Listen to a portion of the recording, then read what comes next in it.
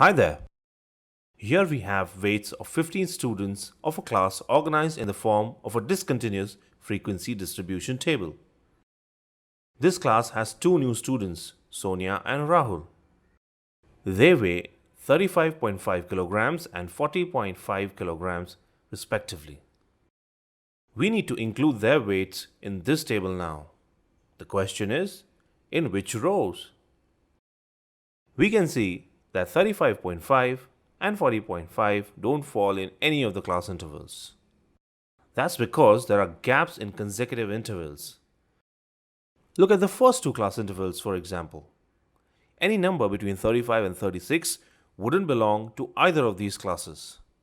So, to include them, we will have to modify the intervals in a way that the upper limit of one class is the same as the lower limit of the next class.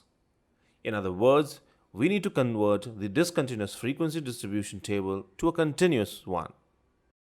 But how do we do that? Let's look at the class intervals here. The upper limit of the first interval is 35 and the lower limit of the next interval is 36.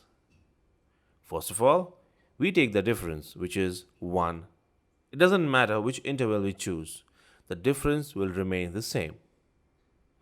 Then we take half of the difference and add it to each of the upper limits while subtracting it from each of the lower limits.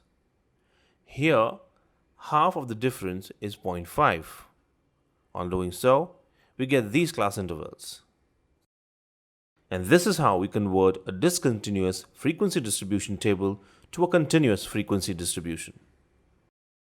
Oh look! The table includes 35.5 and 40.5 as well in the intervals.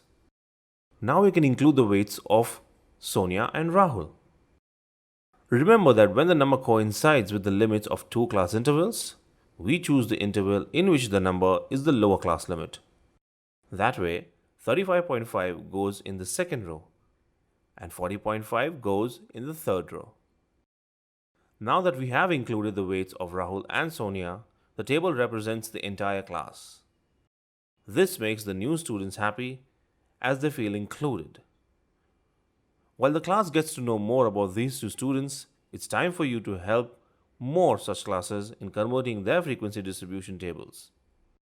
See you next time.